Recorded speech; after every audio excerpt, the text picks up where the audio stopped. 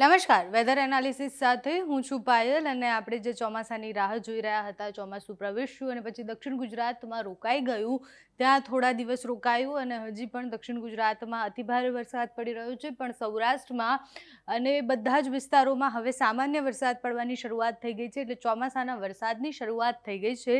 ચોમાસું છે એકદમ મજબૂત બની ગયું છે. આજે તમે જો અમદાવાદ કે કોઈ પણ સિટીમાં રહો છો તો તમને વાદળછાયું વાતાવરણ દેખાતું હશે, અંધારું ઘોર થઈ ગયું છે, ભારે વરસાદની સંભાવનાઓ છે. ક્યાં ક્યાં વરસાદ પડવાનો છે સમજીએ. પહેલા વિંડીના માધ્યમથી જોઈએ તો દક્ષિણ ગુજરાતમાં આપણે જે સિસ્ટમની વાત કરતા હતા, જે અરબ સાગરમાં બની હતી, એ સિસ્ટમ ધીરે ધીરે આગળ વધી અને એની અસરને કારણે, એના પવનોને કારણે દક્ષિણ ગુજરાતમાં અતિથી અતિભારે વરસાદની સંભાવનાઓ છે. આજે હવામાન નિષ્ણાંત અમરલાલ કાકાનું કહેવું છે કે પૂર આવી શકે છે દક્ષિણ ગુજરાતમાં.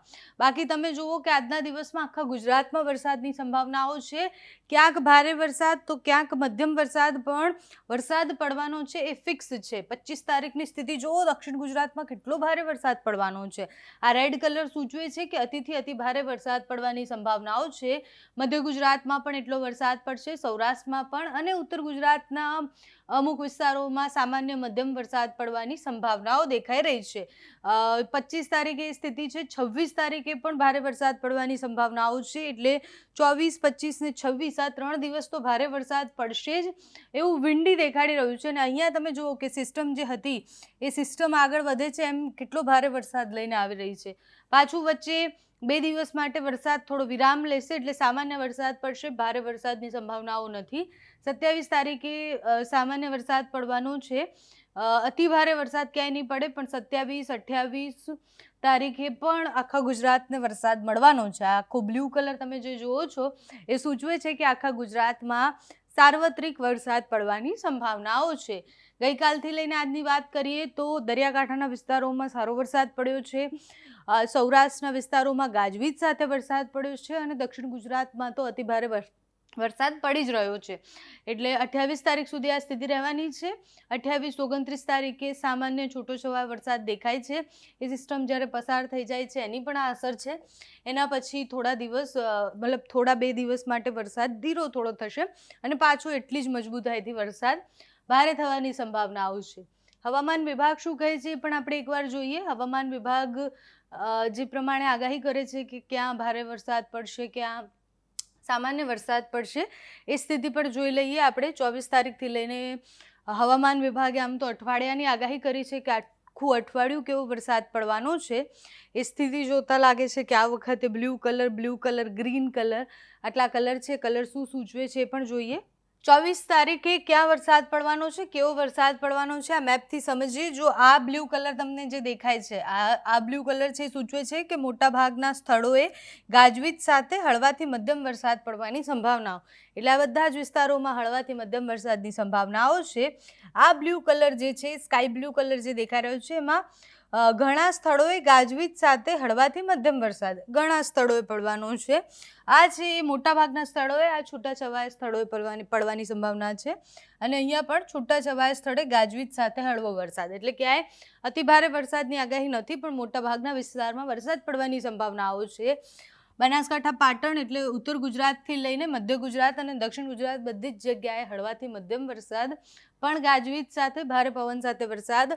અહીંયા છૂટાછવાયા સ્થળોએ વરસાદ પડશે. એટલે સૌરાષ્ટ્રમાં મોરબીથી લઈને આ બાજુ દરિયાકાંઠાના વિસ્તાર, દેવભૂમિ દ્વારકા, ગીર સોમનાથ, ભાવનગર, આ બધા જ વિસ્તારોમાં સામાન્ય હળવો વરસાદ પડશે. છૂટાછવાયા વિસ્તારોમાં પડશે. કચ્છમાં પણ ગાજવીજ સાથે છૂટાછવાયા વિસ્તારોમાં વરસાદની સંભાવનાઓ છે.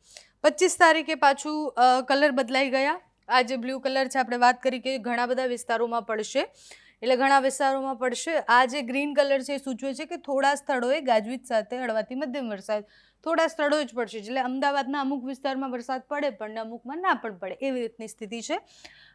કચ્છની આ કલર જે છે એ તો છૂટાછવાયા સ્થળે ગાજવીજ સાથે વરસાદની સ્થિતિ બતાવે છે. આ બાજુ મેપના કલર ખાલી બદલાયા છે, એટલે થોડો વરસાદ ઓછો થયો છે. જે આપણે વાત કરી કે ઉત્તર ગુજરાત, મધ્ય ગુજરાત અને દક્ષિણ ગુજરાતના બધા જ વિસ્તારોમાં સામાન્ય વરસાદ પડશે ગાજવીજ સાથે. આ બાજુ જગ્યાએ થોડા વિસ્તારોમાં પડશે, એટલે બધી જ જગ્યાએ નહીં પડે. અમુક છૂટાછવાયા વિસ્તારોમાં સામાન્ય વરસાદ પડશે. અને આ પણ છૂટાછવાયા વિસ્તારોમાં સામાન્યથી હળવો વરસાદ અને ગાજવીજ સાથેનો વરસાદ એ સૂચવે છે. આ પણ આખો કલર હવે બદલાઈ ગયો, બ્લુ કલર તમને ક્યાંય નહીં દેખાતો હોય.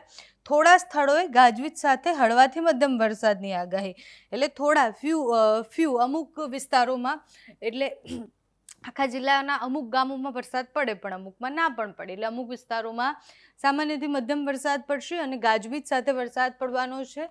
જ્યાં બનાસકાંઠા, પાટણ, મહેસાણા, સાબરકાંઠા, ગાંધીનગર, અમદાવાદ સિટીના વિસ્તારોમાં પણ પડવાનો છે. દક્ષિણ ગુજરાતમાં પણ સુરત, તાપી, નવસારી, વલસાડ, ભરૂચ આ બધા જ વિસ્તારમાં પડશે. આ બાજુ સૌરાષ્ટ્રના દરિયાકાંઠાના વિસ્તારમાં પણ પડશે. કચ્છમાં છૂટાછવાયા વિસ્તારોમાં પડશે. બાકી બધી જગ્યાએ ઓલમોસ્ટ બધે જ વરસાદ તો પડવાનો છે.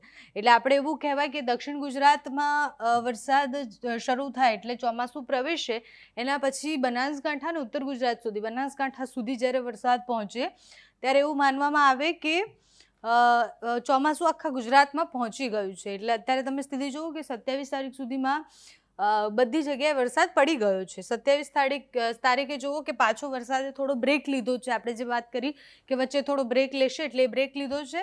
અને ત્યારે ક્યાં વરસાદ પડશે તો સાબરકાંઠા, ગાંધીનગર, અમદાવાદ, ખેડા, અરવલ્લી, મહીસાગર, આણંદ, પંચમહાલ, વડોદરા, દાહોદ, છોટાઉદેપુર, ભરૂચ, નર્મદા, સુરત, તાપી, ડાંગ, નવસારી, વલસાડ, દમણ, દાદરા નગર હવેલી, જુનાગઢ, ગીર સોમનાથ, અમરેલી અને ભાવનગર આટલા બધા જ વિસ્તારોમાં અમુક સ્થળોએ સામાન્યથી મધ્યમ વરસાદ પડવાની સંભાવના છે. પાછું 28 તારીખે જે બ્રેક હતો એ પાછો ઓલો થઈ ગયો, એટલે પાછું 28 તારીખે અહીંયા તમને પાછો બ્લુ કલર દેખાતો હશે. ઘણા સ્થળોએ ગાજવીજ સાથે હળવાથી મધ્યમ વરસાદની આગાહી.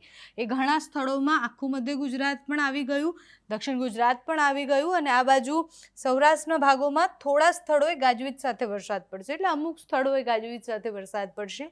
કચ્છમાં જ સ્થિતિ છે, છૂટો છવાયો વરસાદ પડશે, ગાજવીજ સાથે વરસાદ પડવાનો છે. હવે જોઈએ 29 તારીખ. 29 તારીખે પણ પાછો કલર બદલાયો. તમે જુઓ 29 તારીખે મોટા ભાગના સ્થળોએ ગાજવીજ સાથે હળવાથી મધ્યમ, અહીંયાના મોટા ભાગના બધા જ વિસ્તારોમાં ગાજવીજ સાથે વરસાદ પડવાની સંભાવનાઓ છે. જ્યારે આ વિસ્તારોમાં ઘણા વિસ્તારોમાં, એટલે છૂટાછવાયા વિસ્તારોમાં વરસાદની સંભાવના, પણ અહીંયા પણ છૂટાછવાયા વિસ્તારોમાં સામાન્યથી મધ્યમ વરસાદ પડી શકે છે. એટલે 29 તારીખ સુધીની આ સ્થિતિ છે. 29 તારીખ સુધીમાં ગુજરાતમાં વરસાદ રહેવાનો છે. આ ગાજવીજ સાથેના વરસાદની આગાહી છે, એટલે તો બધી જ જગ્યાએ ગાજવીજ સાથે જ વરસાદ પડવાનો છે. હવામાન વિભાગની આગાહી આપણે જોઈએ અને વિંડીની આગાહી બંને મેચ કરીએ તો આ મહિનો પતે ત્યાં સુધી, એટલે 30 તારીખ સુધીમાં ગુજરાતમાં સાર્વત્રિક વરસાદ રહેવાનો છે. હવામાન નિષ્ણાંતોનું માનવું છે કે દક્ષિણ ગુજરાતમાં અતિથી અતિભારે વરસાદ પડવાની સંભાવનાઓ છે. હવામાન વિભાગ એવું કહે છે કે ઘણા બધા વિસ્તારોમાં ગાજવીજ સાથે છૂટોછવાયો સામાન્યથી મધ્યમ વરસાદ પડી શકે છે. એની સ્થિતિ પણ બદલાઈ શકે છે, કારણ કે આપણે જે અહીંયાથી ટ્રફ જતા જોયું એના કારણે પણ જે રેડ કલર દેખાય છે એ રેડ કલર સૂચવે છે કે ભારે વરસાદ પડી શકે છે.